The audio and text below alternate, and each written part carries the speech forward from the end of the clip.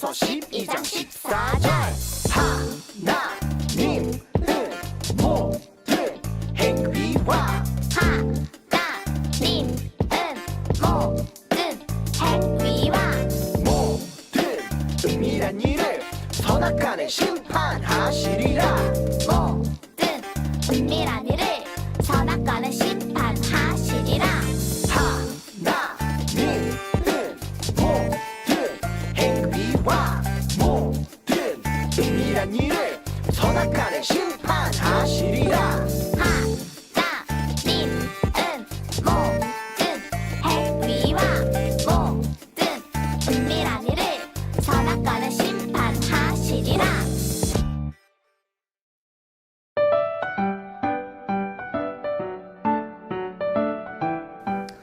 친구들 안녕하세요. 친구들, 모든 사람은 하나님 앞에서 죄인이에요. 죄인. 우리의 죄는 다른 사람들이 모르게 숨길 수 있지만 하나님은 우리의 모든 죄를 다 알고 계세요. 남에게 말하지 않고 몰래 마음으로 생각으로 짓는 죄 또한 하나님은 모두 다 알고 계세요. 우리 오늘 말씀 함께 읽어볼까요? 시작! 하나님은 모든 행위와 모든 은밀한 일을 선악간에 심판하시리라. 전도서 12장 14절 말씀. 아멘. 친구들, 모든 사람들은 태어날 때부터 죄를 가지고 태어나요. 그래서 죄인으로 살아갈 수밖에 없죠. 근데 친구들, 하나님이 사람을 만드셨을 때 처음에 그때는 어땠을까요? 하나님이 처음에 사람을 만드셨을 때 사람에게는 죄가 없었다고 해요. 하나님 앞에서 너무나도 깨끗한 존재였어요. 그런데 어떠한 사건으로 인해 모든 사람들에게 죄가 생기게 되었어요. 전도사님도 마찬가지예요. 과연 어떤 일들 때문에 사람들에게 죄가 들어오게 된 걸까요? 오늘 말씀을 통해 알아볼 텐데 먼저 영상을 보면서 어떤 일이 있었는지 함께 알아볼게요. 하나님께서 남자에게 말씀하셨어요.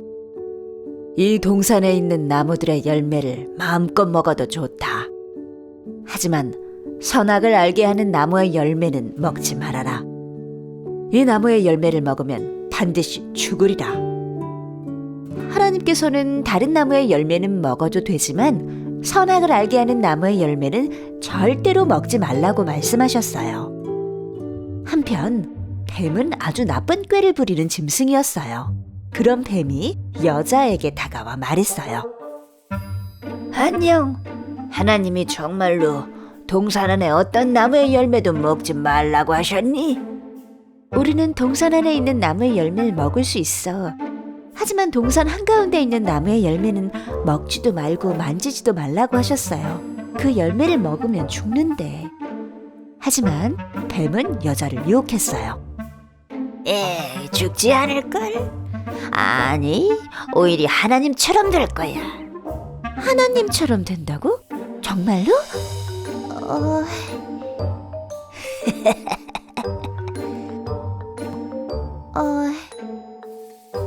여자가 선악을 알게 하는 나무 열매를 바라보았어요. 오늘따라 열매가 너무 맛있어 보였어요. 오늘따라 열매가 더 예쁘고 먹기 좋게 생겼는걸? 다른 열매는 다 먹어도 되잖아. 그래, 하나 먹는다고 뭐가 달라지겠어? 역시 너무 맛있는데? 여자가 하나님께서 만지지도 먹지도 말라고 하신 열매를 먹어버렸어요.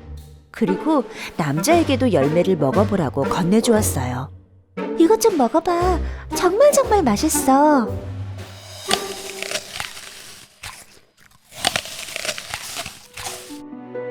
두 사람은 갑자기 아무것도 입지 않고 있는 자신의 모습이 부끄러워졌어요. 열매를 먹기 전에는 아무렇지 않았는데도 말이에요. 그래서 나뭇잎으로 옷을 만들어 입었어요. 그때 하나님께서 동산을 돌아보시는 소리가 들렸어요. 두 사람은 자기도 모르게 하나님을 피해 나무 사이에 숨어버렸어요. 아담아, 네가 어디 있느냐? 제가 벗고 있는 모습이 무서워서 숨었습니다. 내가 먹지 말라고 한 나무 열매를 먹었느냐? 그게 여자가 저에게 먹어보라고 주어서요. 하나님께서 이번에는 여자에게 물으셨어요. 왜 나와의 약속을 지키지 않았느냐? 그게 아니라 뱀이 저를 유혹해서 먹은 것입니다. 하나님께서는 두 사람과 뱀에게 벌을 주셨어요. 하나님과의 약속을 어기는 건 너무 큰 죄이기 때문이에요. 두 사람은 더 이상 하나님과 함께 에덴 동산에서 살 수 없었어요. 사람의 마음에 죄가 들어왔기 때문이에요. 하지만 하나님께서는 두 사람을 아직도 사랑하셨어요. 그래서 가죽옷을 만들어 입혀주셨어요. 그러나 아담과 하와는 에덴 동산에서 쫓겨나게 되었답니다.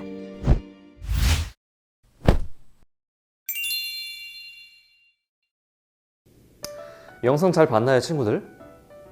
세상을 만드신 하나님은 아담과 하와에게 에덴 동산을 자유롭게 누리도록 다스리도록 하셨어요. 그런데 딱 하나, 하나님이 아담과 하와에게 지키라고 말씀하신 것이 있었어요. 아담아, 이 동산 각종 나무의 열매를 먹어도 되지만 선악을 알게 하는 나무의 열매는 먹지 말아라. 이렇게 말씀하셨어요. 그런데 큰일이 일어나고 말았죠. 하와에게 뱀이 다가왔어요. 이것은 사탄이 사람을 유혹하기 위해 뱀을 도구로 사용한 거예요. 사탄이 뱀으로 하여금 하와가 하나님이 먹지 말라고 한 선악과를 먹도록 유혹했어요. 하와는 뱀의 유혹에 넘어가 선악과를 먹고 말았고 아담에게도 주어서 함께 선악과를 먹게 되었어요. 이에 아담과 하와는 눈이 밝아졌고 자신들이 옷을 입지 않고 있다는 것을 알게 되었어요. 두 사람은 창피함을 느끼고 숨어서 몸을 가리기 위해 무화과 나무 잎을 엮어다가 치마로 만들어 입었어요.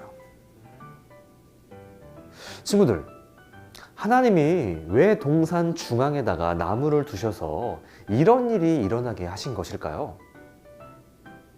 동산 가운데 나무의 열매를 먹지 말라고 하신 이유는 바로 나는 너희의 하나님이며 너희는 나의 백성이다 라는 것을 알려주고 기억하길 원하셨기 때문이에요.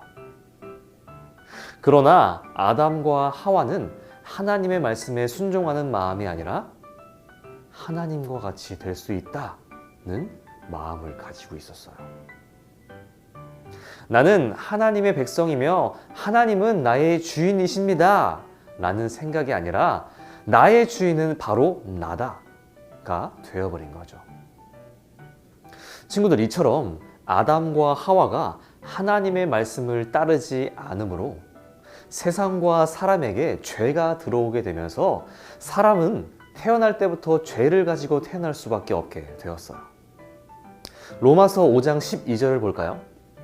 한 사람으로 말미암아 죄가 세상에 들어오고 죄로 말미암아 사망이 들어왔나니 라고 말하고 있어요.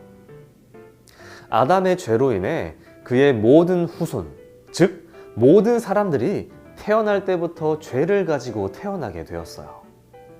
여기 있는 전도사님도, 그리고 우리 선생님들도, 그리고 우리 친구들도 모두 다 죄를 가지고 태어난 죄인인 거죠. 죄인. 친구들, 죄로 인해서 우리와 하나님과의 관계는 멀어지고 말았어요. 하나님은 거룩하시기 때문에 죄와 함께 있을 수 없으세요. 그래서 아담과 하와를 에덴 동산에서 내쫓으실 수밖에 없었죠. 마찬가지로 하나님은 우리를 너무나도 사랑하시지만 거룩하시기 때문에 우리의 죄를 반드시 벌하셔야만 했어요. 하나님은 이 문제를 어떻게 해결하셨을까요?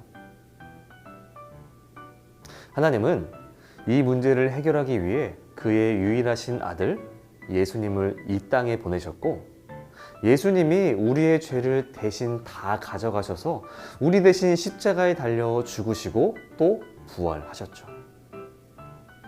그렇게 예수님을 믿는 우리는 죄의 문제가 해결되었고 다시 하나님과 하나가 됨으로써 하나님의 자녀가 될 수 있게 되었어요. 우리 친구들이 이 사실을 꼭 믿기를 바래요. 친구들, 내 삶의 주인은 내가 아니에요. 전도사님의 주인은 전도사님이 아니에요.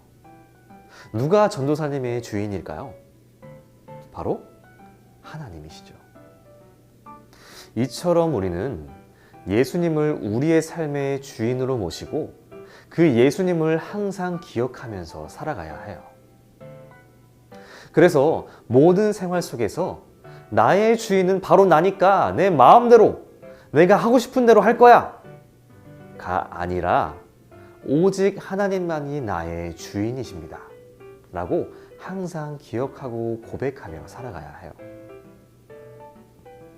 오늘 말씀을 들은 우리 친구들 모두 우리 친구들의 주인은 오직 하나님 한 분이심을 기억하고 내가 하고 싶은 대로 내 마음대로 살아가는 게 아니라 하나님을 기억하며 하나님이 원하시는 삶, 하나님을 예배하는 삶, 죄로부터 멀어지고 하나님과 친밀해지는 우리 친구들이 되기를 바라요.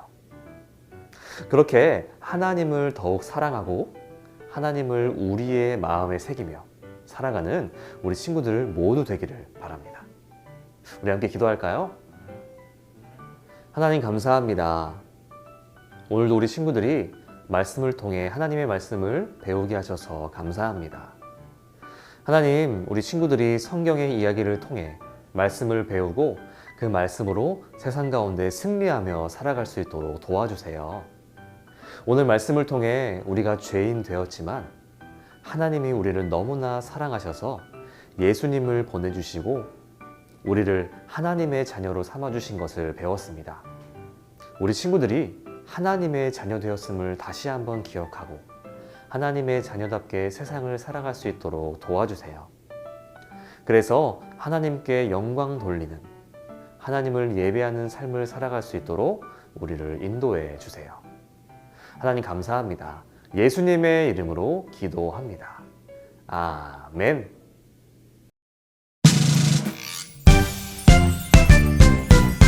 하늘에 계신